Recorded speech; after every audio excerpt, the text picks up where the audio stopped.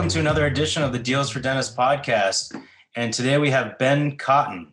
And Ben is the Director of Sales and Product Application for Cobalt Analytics. Thanks for joining us, Ben.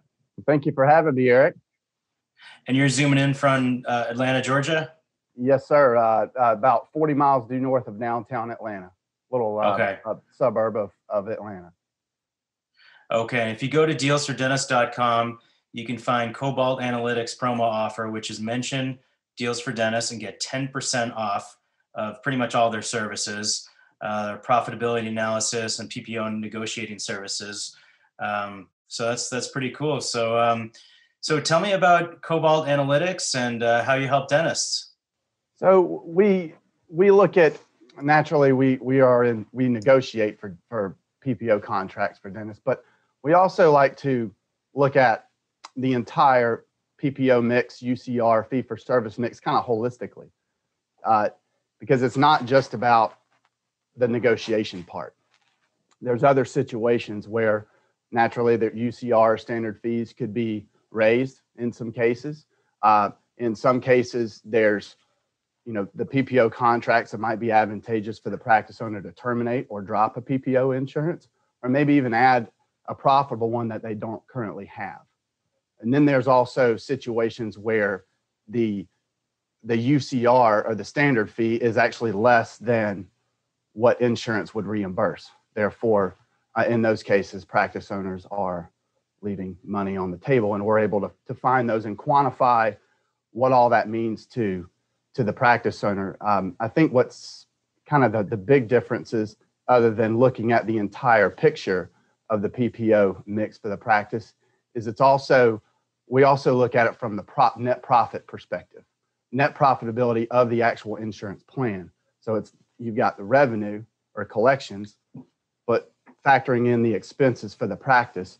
So when we analyze PPOs to start with, to get a baseline for a practice owner, we know what the revenue portion is, and we know the percentage of that insurance to the entire practice, but we also know how much money the dentist is making off that particular insurance plan.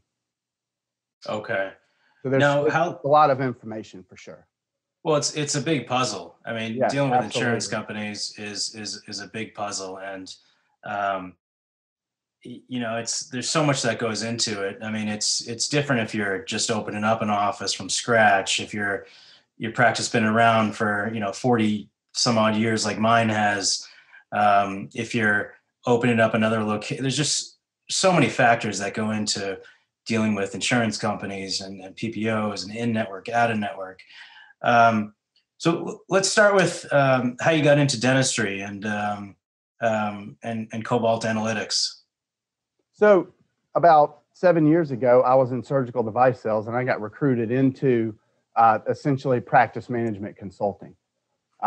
Knew really nothing about dental. I knew some of the scientific terms, anterior, posterior. I knew where some of the teeth were. I had a kind of an understanding of occlusal and buccal and what all that meant, but knew nothing about the business side of dental. But got recruited in and kind of had to go trial by fire, not completely, but in a lot of specific situations that dentists face, whether it's leadership, motivating their team members, associates, selling practices, all the different accounting pieces.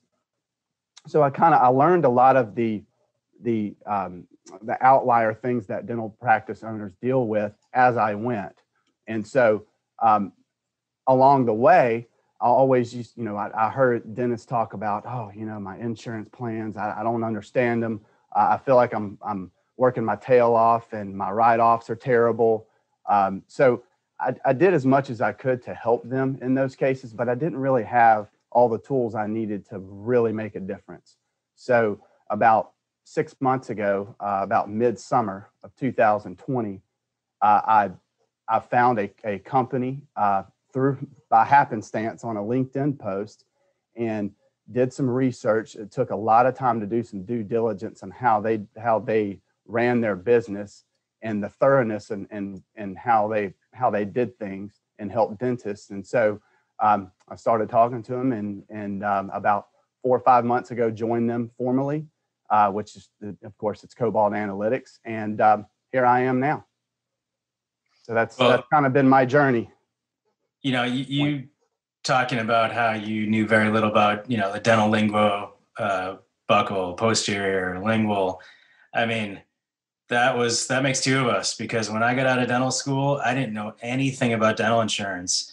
And, you should have seen the first day in my first job in real world private practice.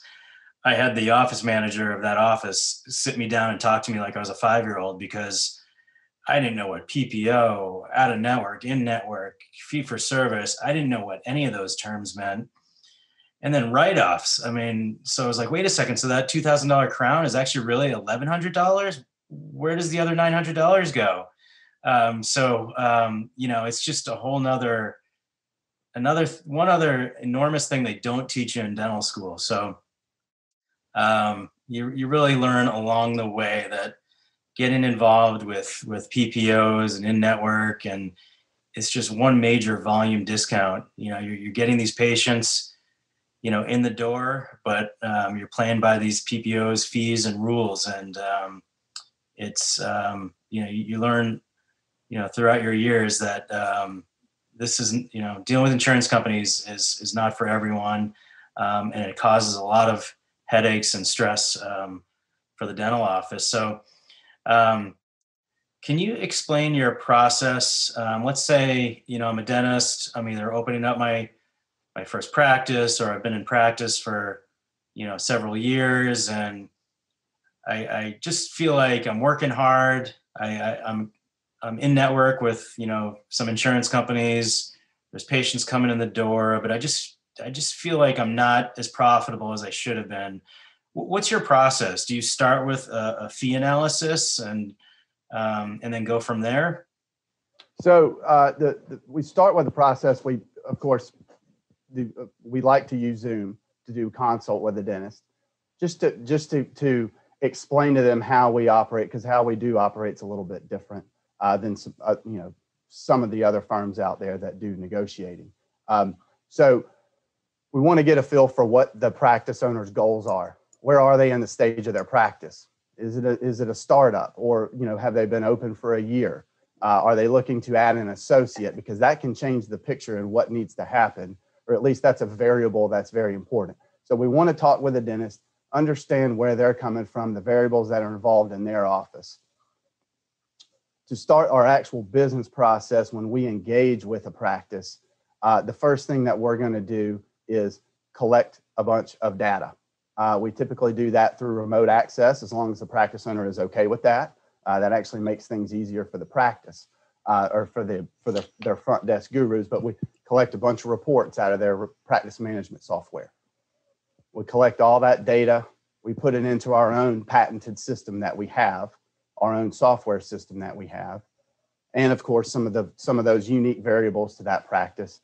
And about 3 weeks later, we're able to pump out kind of their baseline. We use a kind of a dashboard. It's got a bunch of graphs on it, and it just notes the profitability of each of their insurances. So that's our analysis part. And there's more to it. That it's just not enough time on podcast to explain it all. So that's the analysis part. Once we finish our analysis, like I said, it takes about 3 weeks. Then we get back on Zoom. At least right now, it's been through Zoom with the practice owner, and go through everything with the practice owner. So there's a mutual understanding of what the current picture is for their practice. Along the way, we're making recommendations to the dentist. Here's where all your insurance plans stack up. Here's your UCR fee analysis. That's certainly a piece or the UCR standard fee analysis. That's certainly a piece of the analysis part. Here's where your insurances would pay more, but your standard fees are not, they're not as high as the maximum allowable for these codes. Once we get through that, we lay out kind of the strategy moving forward with regards to negotiation. So, depending upon the practice and how many plans they have and which plans they are, which networks, you've got connection, networks like Connection and Dynamax and several others that really can make things a little bit more complicated. And we've got to understand how all those pieces of the puzzle are affecting, the reimbursement rates for the practice. So we want to go through all the analysis part before we start negotiating, before we actually go to, helping the practices negotiate. And then after that, it's just a matter of helping them implement any fee schedules that come back that are better, and helping them make sure that they get put into place like they should. Okay, so you essentially start with consultation, get the goals of the office, because my goals of my office may be very different than the office down the street that just opened up. Like a new scratch office, maybe just looking to get butts in the chair any way they can, and that could be through more PPO and network participation. Whereas in my office, we're actually trying to target more fee for service in our membership plan. And also, where you are, rural, urban, suburban. Am I a boutique office? Am I a high volume office?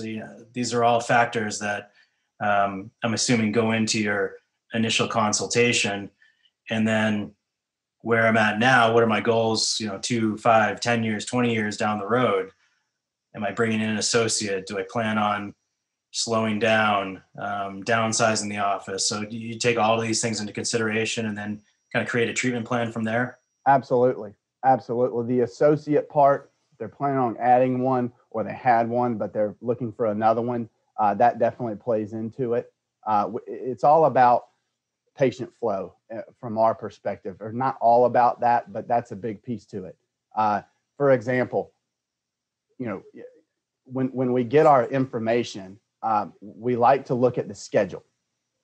We like to look at, say it's a general dentist, we like to look at the hygiene schedule 2 weeks from now and 6 or 5 months from now, just to take a look at it, just to see how full it is. Naturally, we can't really do much about no-shows and cancellations. We understand we understand that picture, but we're looking at the schedule. Also looking at the doc schedule, the restorative schedule. Is it booked out 3.5 weeks, or are there open holes tomorrow? That can play a role in the recommendations to, especially when it comes to with what you're trying to focus on in your office right now, which is, trying to increase the fee for service side. That comes into play certainly when it helps us recommend maybe some differences, or maybe possibly dropping a plan when maybe we would be a little bit more apprehensive to do that if we knew that the dentist was trying to grow, was about to add an associate, and the schedule has a ton of holes in it moving forward.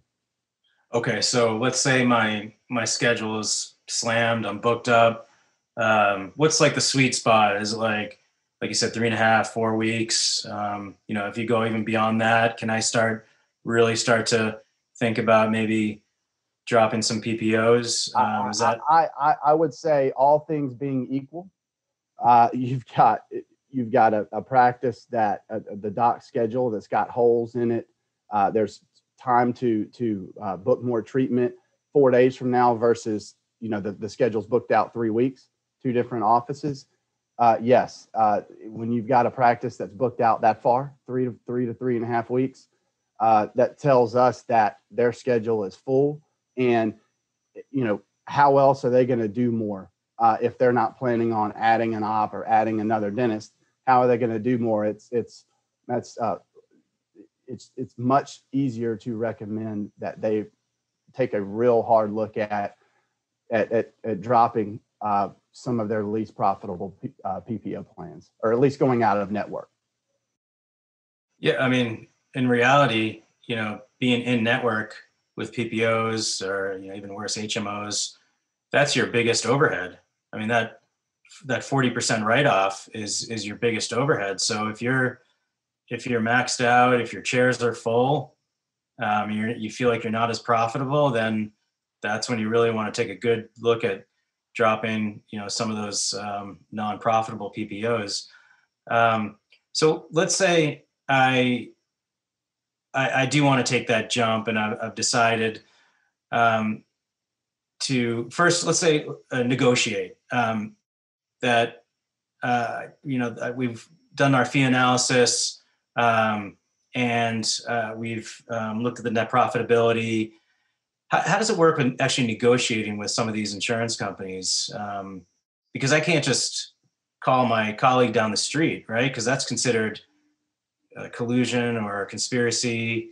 You need a third party company like yourself to actually help you get some leverage and some negotiation, correct? Yeah, I don't think you would want to call. Yeah, you wouldn't want to call your buddy down the street. There are some offices that negotiate, that the office managers negotiate themselves, which that's absolutely doable for them. So they can do that. Having a third party, it reduces the time and effort for the front office person. Then you've also got all the math behind it to try to figure out how much better is this negotiated fee schedule? How many times do you keep going back to the insurance? How far do you take the negotiation? When you've got an unprofitable or the a insurance plan that is the least profitable, maybe not maybe you're going to want to take that a little bit. You're going to be a little bit more diligent, a little bit more aggressive with that negotiation, meaning that if we can't get it better by this much, then it's terminated. Well, how much better does it need to be? I think when it comes to it's not that, I mean, there's certainly plenty of office managers that can negotiate on their own and certainly know how to do it. It's just a matter of maximizing the effect of the negotiation. Now, when you say terminate the plan, does that mean you're going out of network, or is that do I still have to, or can I just totally drop the insurance company? What's the difference between like totally dropping an insurance company and going from in network to out of network? When I say drop or terminate, I'm speaking of the contract. Okay. Contract. So Delta Dental. When you contract with them, you agree to charge the patient the fees that Delta Dental says that you charge the patient or bill the patient. When you're out of network, or if you terminate that contract or you drop that contract, you're essentially going out of network. Okay, I see. I mean, you can shoot. I mean, any practice owner can, if they're out of network, they can say, hey, patient Mrs. Smith, we won't even file your insurance benefits for you with X insurance. They can do that if they want to, yeah. But that's not what I mean by drop or terminate. When I say that, it's more about going out of network. I see. Now, why did you say some companies like Dentamax are more difficult or more challenging to negotiate with? Is that just because they're so large? I didn't mean that they're harder to negotiate with. It makes it more complicated because Dentamax is essentially a network for multiple different insurances. So you have situations, and we see this all the time. I actually just saw it this morning for a practice in Alabama where the practice has two networks, Connection and Dentamax, but they're also directly contracted with some of the same insurances that are involved in those networks. So the big point in this case is, for this particular practice, is assessing which one's better, because a lot of times when you have a network, but you're also when you have a network that leases out the insurance, say for MetLife, but you're also directly contracted with MetLife, a lot of times what gets reimbursed back to the dentist is the lower of the two fee schedules. Like if the network is a higher reimbursement than the direct contract, then they'll pay on the direct contract, or vice versa. So understanding that picture and how it works for each office it can get extremely complicated. So does the dentist have a choice? Like, can I go, for example, like MetLife, just have a direct contract with them versus under the umbrella of one of the network companies like Dentamax? Again, in some cases, and again, it's in some cases, every insurance is a little bit different. So, you can, with some of the networks, you can opt out of some of the leased insurances that are underneath that network. Some you can't. Okay. It makes it much more complicated for sure. Okay. I wanted to go back to that fee analysis. How many dentists out there do you think just haven't analyzed their fees in years, or their just in general their net profitability from these insurance plans? Is it more a higher percentage than you think? That's a great question, Eric. With regards to their standard fees, I would say there's a lot of offices that will research. They'll either ask their buddies down the street what their standard fees are. I've seen that quite a bit. They'll get somebody in there to help them what their standard fees, whether it's their Shine rep doing a DPAT, or it's somebody that uses the NDAS data. We use Fair Health for when we do our standard fee analysis. So what percentage? I'm just gonna.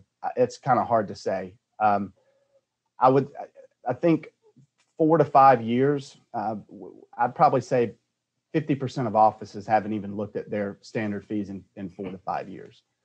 With regards to the profitability of insurances, I don't know of any offices that look at the net profit of their fee schedules, of their insurance fee schedules, because there's not really anybody that's doing that. I mean, I know we have a patent on the process to do it. So now they're looking at write-offs. That's the biggest thing I hear is with my write-offs. And I think that, when we get into the conversation about write-offs do mean something. That's for sure. But just because your write-off is X amount, what does that really tell you? I mean, if you can have your standard fees, whatever you want. Right. My understanding of write-off is the difference in between the standard fee and whatever insurance contracted reimbursement is. So if your standard fee for a crown is $1,800, like it is, not too far from downtown Atlanta, and, X insurance is paying $900, that's a huge write-off. If your standard fee is lower, it's not as much of a write-off. So with regards to the profitability side and what, this insurance is, 20% profitable in my office as a whole, I don't know of anybody that has, or not many offices that have assessed that before. How often do you recommend doing the fee analysis or net profitability analysis? Standard fee analysis, I like to say every year, but I mean, I'm just being logical. I would say 2 to 3 years. There's some practice owners will just raise them 3%. That can work sometimes, or sometimes could be ill-advised. It just depends upon the practice. With regards to the profitability side, it'd be great to do it at an ongoing basis, because the situation is always changing. If you have, let's say you have Blue Cross Blue Shield, and all of a sudden you get 40 new patients in 2 months, and those patients are, you're doing more fillings on those patients than you kind of were before on average, then that's going to change profitability picture. Because we know from our experience, and I don't think this is any secret, that fillings in general, no matter how profitable the practice is as a whole, fillings most of the time actually lose money. When I say lose money, the cost, the time to do it versus the reimbursement, the cost to the practice is higher than what they actually make the dentist in reembursements back. So most of the profit is from crown and bridge or implants, some of the bigger ticket items, but not from fillings.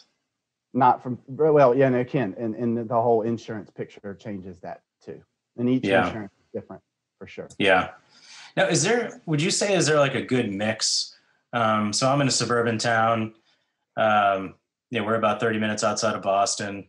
It's a community, pretty well educated, middle class. For my type of practice, is there like a good mix, would you say, of, in-network, out-of-network, fee-for-service, membership plan? I mean, right now we're about 50% in network. The rest is either at a network or part of our membership plan.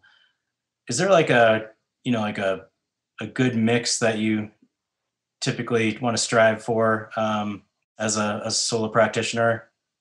Oh, that is a tough question to answer. I think it all depends. My favorite answer is it depends. Mm-hmm. There naturally different geographies. Sometimes they're more insurance driven than others. I've noticed this in, like, for instance, in Utah. Utah is heavily insurance driven. If you compared what your fees are compared to Utah, you would just be sick. At least that's been my experience. Georgia there's a little bit less pressure, I feel like. I see a lot of offices in Georgia that have about 5 PPOs. They don't have 15. I mean, 50% fee for service is great. That's pretty good. I commend you for that. I don't think that there is a perfect answer. I think that if I were a practice owner, I would be trying to get as close to 100% fee for service as I could, period. It's just because you're essentially not working as hard or not spending as much hours and making the same income, if not more. Yeah. I would strive for that. And it's not about, doing a disservice to patients that have insurance. It's about how the patients feel in the practice. So it's a great question, Eric. I'm not sure each geography, where, what the goal would be. In my mind, the goal is to be as much fee for service as possible. Fee for service meaning out of network.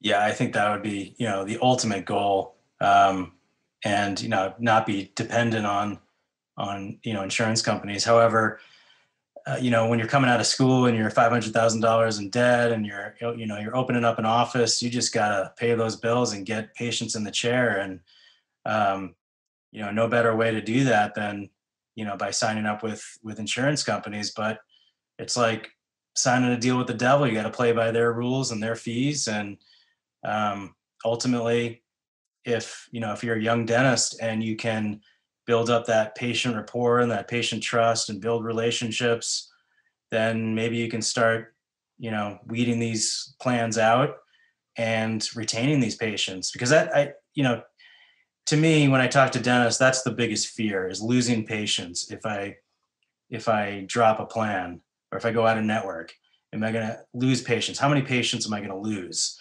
And I've read it's only actually about 10 to 15%. It's not as much as you think if you build that rapport with patients and you build that trust and that relationship, and you get the staff on board and you get everyone on the same page, and with a clear message and educating the patients of the reason why, and to start that message early. I hear it's actually not that much of attrition. So, all right. Yes. And back to, like I said, if I were a practice owner, I would be as much fee for service as possible. Naturally, if I was a practice owner, or most practice owners, and you've got, let's say you're a dentist, you've had your practice open for 3 years. You're doing everything right on the internals. New patients are going up. You're holding on to those patients. You've got good patient retention. At some point, you should be able to start to look at weeding them out, like you mentioned. Absolutely.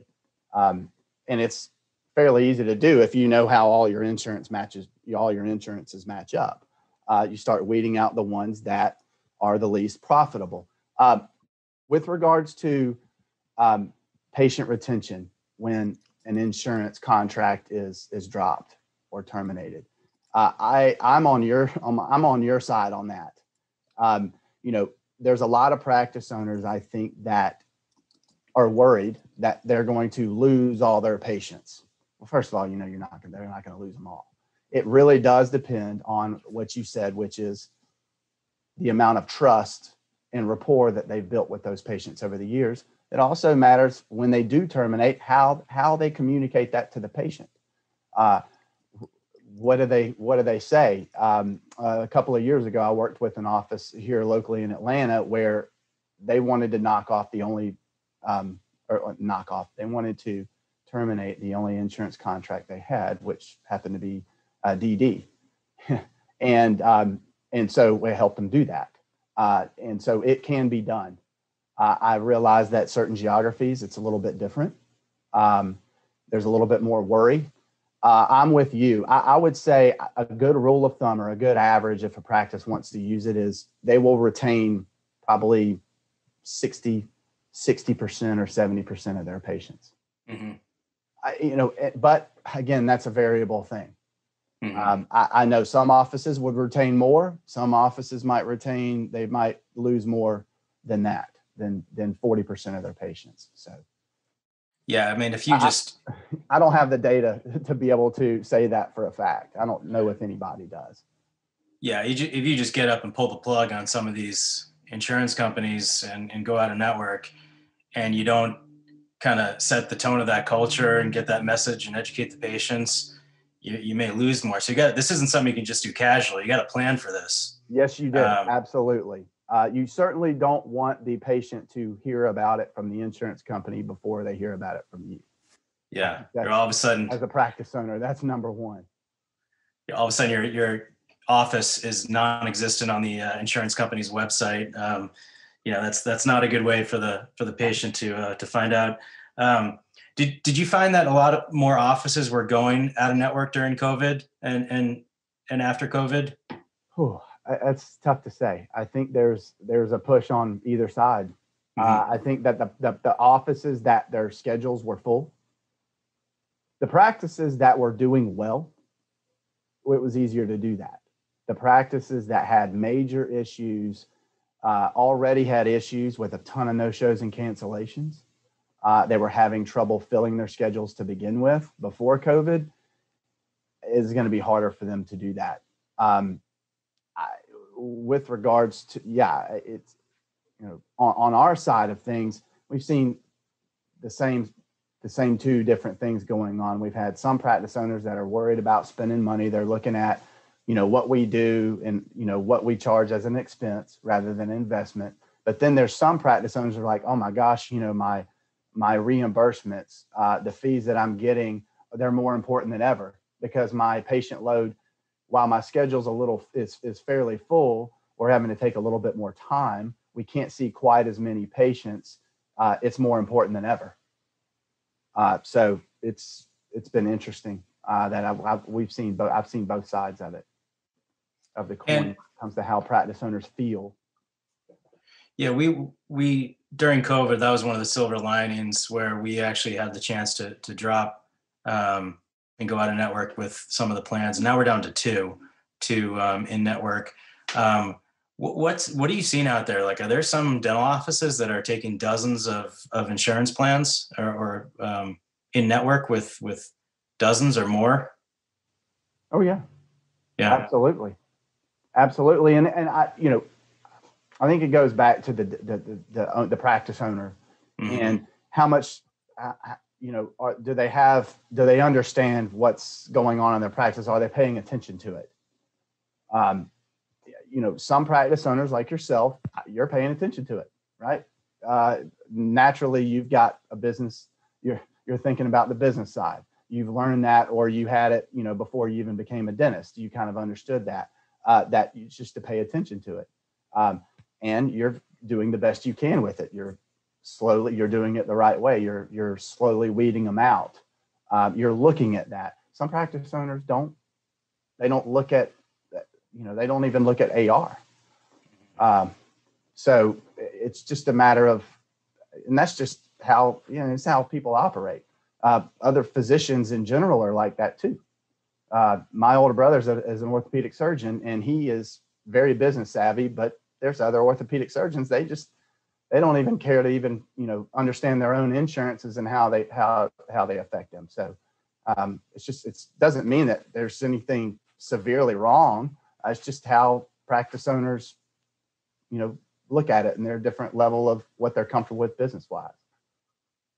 We're in network with two, but we are, out of network with multiple insurance companies. So I'm just thinking, the more insurance companies you add, the more, complex it can get. And the more I feel like I would just feel like I would be losing control over a good grasp of the office. And then count in all the staff hours that's spent on verification and on the phone with these insurance companies. I mean, patient benefit breakdowns and all of that. I mean, that's just so much time and energy spent. Um, but for some practices that may be fine for them. They're a high volume office, they're adding associates, or they're growing, or they're multi-location. That may be perfectly fine if that's their philosophy. um, so tell me about Cobalt Analytics, and you mentioned the unique software that you have. Um, can you tell me about why it's so unique, and is that something, if I sign up with Cobalt, do I have a version of that software on my desktop, or is that just something you use to analyze the profitability and help me make a plan? Can you explain that?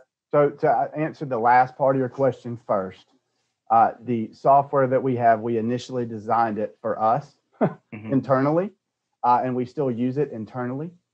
But it is available for dentists, practice owners to, they can sign in, give them a username and log in, and they can sign in and go look at all of their information on it, and play around with different scenarios themselves. Hmm. So the uniqueness of it is, of course, I don't have a copy of it to show you, but it shows every single fee schedule in the office and in a bar graph setting where it is profitability wise in relation to the net profit of the entire practice. So yes, we are getting a P&L statement for a practice. We have to. That's certainly a piece of it. Noting the revenue of each insurance and how it stacks up with each one with the other plans. That means a whole lot when it comes down to what's going to happen in the negotiation, or what are the results from negotiation. So they can see that. We also look at the profitability or the net profit of each procedure they do for every single fee schedule they have. So for instance, a 2391, 2392, 0274 for every single fee schedule that they have.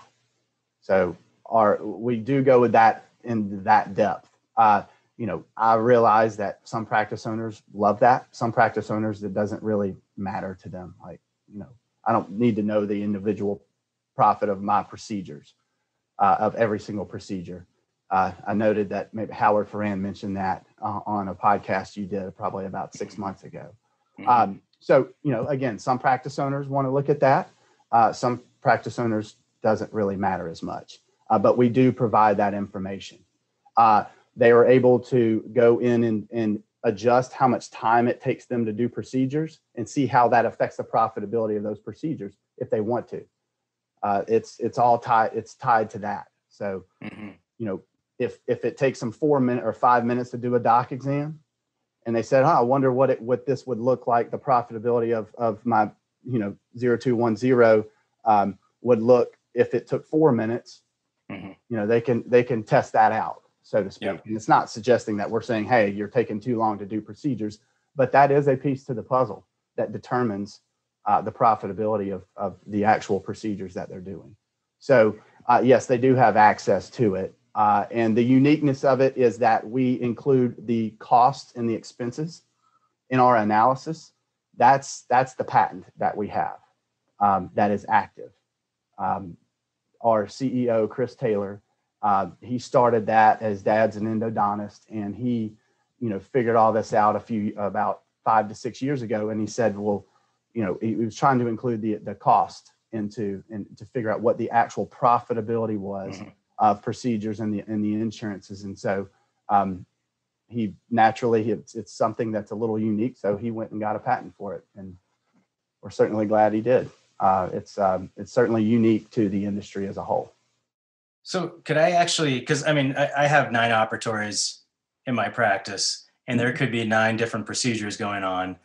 with 9 different, insurance companies, and each one of those rooms, is totally different, based on the procedure that you're doing, the insurance company, the profitability, or even if you're doing the same procedure, let's say, with 9 different insurance companies and the same procedure going on in these operatories, the profitability could be totally different for each chair going on, per procedure and per insurance company. So I think from there, with that, like you're saying, with that software, to see the net profitability of these insurance companies, some of them just may not be worth the squeeze, and it's time to, start looking at dropping the lowest or the least profitable ones.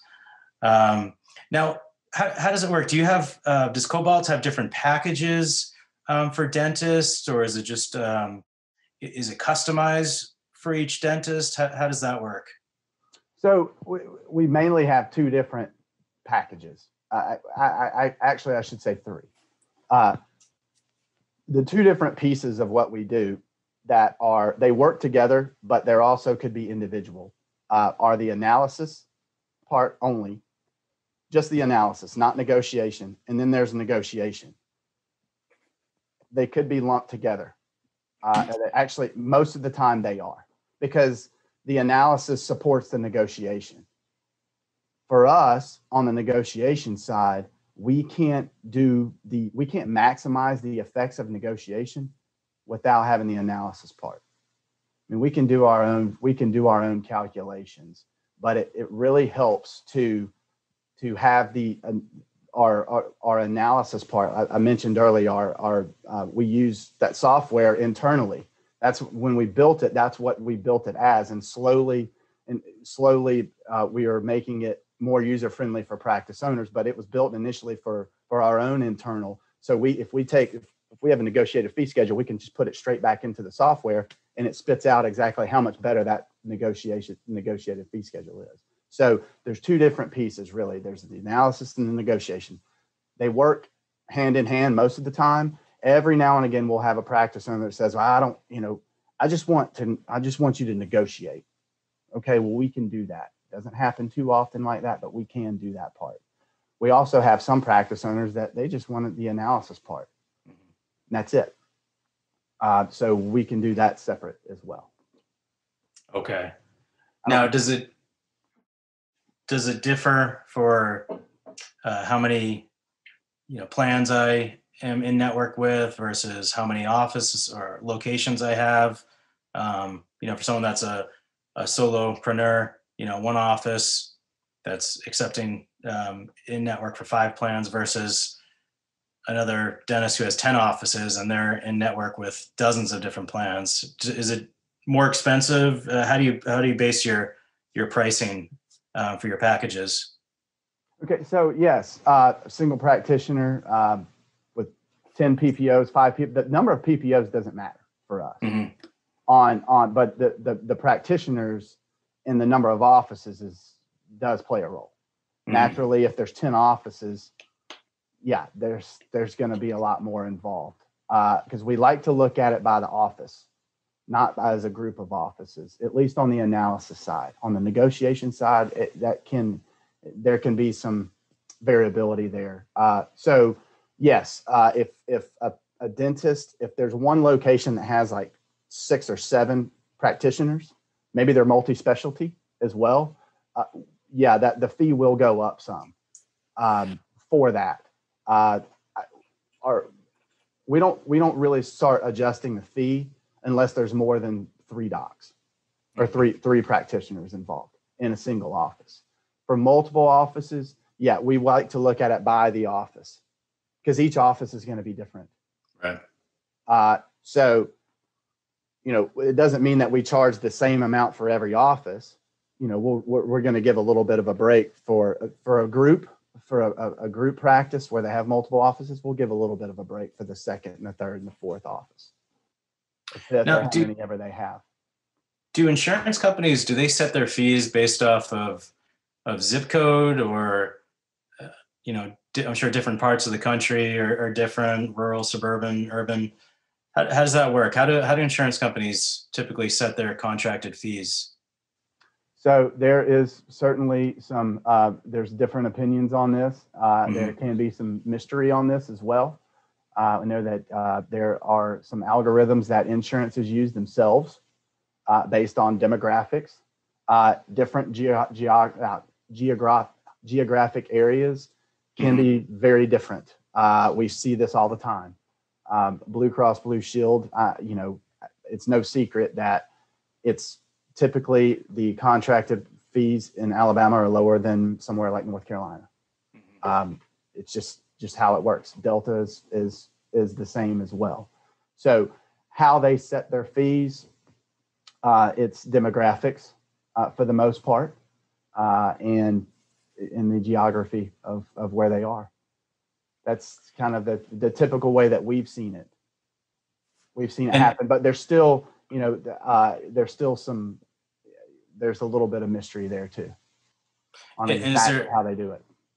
Is there a power in numbers? So for a DSO that has, 900 offices versus, a small mom and pop practice, in somewhere rural, does that DSO just have so much more leverage in negotiating?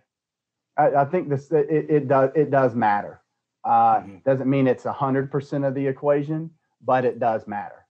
We see that it helps even if a practice in an area that if they're doing $2.5 or $3 million in revenue, they do tend to have a little bit more leverage than an office doing $400,000 in revenue. Now, is negotiating a one-time thing, or do you do it, try to do it yearly, or how does that work? You can do it yearly. From our experience, it doesn't mean that insurances won't negotiate every year, but the chances that they will negotiate every year diminishes. If you negotiate with an insurance a year later, you go back to them, the chances that they're going to say yes is lower than if the practice hasn't negotiated in a few years, for sure. Yeah.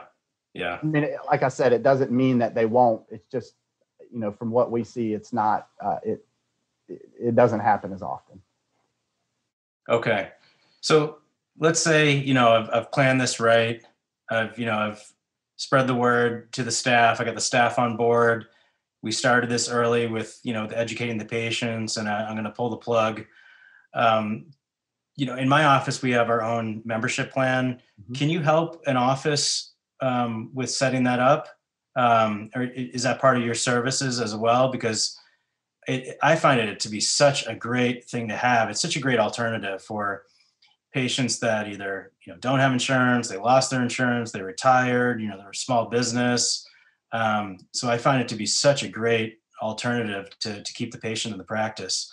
Do you help dentists with that as well? So I agree. First of all, I agree that in-office dental plans, dental savings plans, VIP memberships, whatever you want to call them, they are phenomenal. Absolutely phenomenal. You're helping out the patients that don't have insurance, and you're also hopefully showing patients that are on insurance that what you have is actually better for them in a lot of cases.